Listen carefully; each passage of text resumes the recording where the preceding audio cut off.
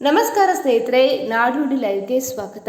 ಸ್ನೇಹಿತರೆ, ಲಾಕರ್ಗಳಲ್ಲಿ ಸಂಗ್ರಹಿಸುವಂತಹ ಬೆಲೆ ಬಾಳುವ ವಸ್ತುಗಳ ಬಗ್ಗೆ ಸರ್ಕಾರ ಇದೀಗ ಮಹತ್ವದ ನಿಯಮವೊಂದನ್ನು ಪ್ರಕಟ ಮಾಡಿದೆ. ಹಾಗಿದ್ರೆ ಏನು, ವಿಡಿಯೋವನ್ನು ಕಂಪ್ಲೀಟ್ ಆಗಿ ವಾಚ್ ಮಾಡಿ.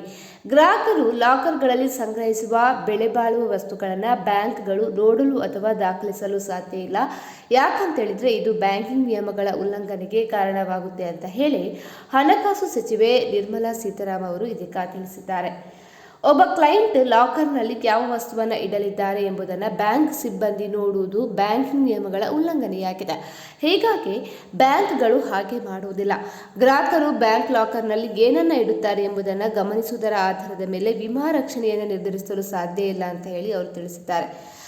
ಡಿಫರೆನ್ಷಿಯಲ್ ಕವರೇಜ್ ಅಂದರೆ ವಿಭಿನ್ನ ಕ್ಲೈಂಟ್ಗಳು ಅಥವಾ ವಸ್ತುಗಳಿಗೆ ವಿಭಿನ್ನ ಹಂತದ ರಕ್ಷಣೆ ನಿರ್ಧರಿಸಲು ಇದನ್ನು ಆಧಾರವಾಗಿ ಬಳಸಲು ಆಗುವುದಿಲ್ಲ. ಯಾವುದೇ ನಷ್ಟದ ಸಂದರ್ಭದಲ್ಲಿ ಲಾಕರ್ ಹೊಂದಿದ್ದವರಿಗೆ ಪ್ರಮಾಣಿತ ವ್ಯಾಪ್ತಿಯನ್ನು ವಾರ್ಷಿಕ ಲಾಕರ್ ಬಾಡಿಗೆಯ 100 ಪಟ್ಟು ನಿಗದಿಪಡಿಸಲಾಗಿದೆ. ಯಾಕಂತ ಹೇಳಿದ್ರೆ ಬ್ಯಾಂಕ್ಗಳು ಲಾಕರ್ಗಳಲ್ಲಿರುವ ವಸ್ತುಗಳನ್ನು ಪರಿಶೀಲನೆ ಮಾಡಲು ಅಥವಾ ಮೌಲ್ಯಮಾಪನ ಮಾಡಲು ಸಾಧ್ಯ ಇಲ್ಲ. ಇದರಿಂದ ನಿಜವಾದ ಮೌಲ್ಯದ ಆಧಾರದ ಮೇಲೆ ವಿಮೆಯನ್ನು ಒದಗಿಸುವುದು ಅಪ್ರಾಯೋಗಿಕವಾಗಿದೆ ಅಂತ ಹೇಳಿ ಹಣಕಾಸು ಸಚಿವರು ಇದೀಗ ಸ್ಪಷ್ಟನೆ ನೀಡಿದ್ದಾರೆ.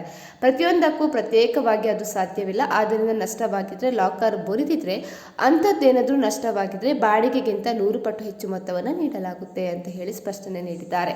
ಸ್ನೇಹಿತರೆ, ಈ ಬಗ್ಗೆ ನಿಮ್ಮ ಅನಿಸಿಕೆಯನ್ನು ಕಮೆಂಟ್ ಮಾಡಿ ತಿಳಿಸಿ. ಅದೇ ರೀತಿ ನಮ್ಮ ಚಾನಲನ್ನು ಕೂಡ ಸಬ್ಸ್ಕ್ರೈಬ್ ಮಾಡ್ಕೊಳ್ಳಿ.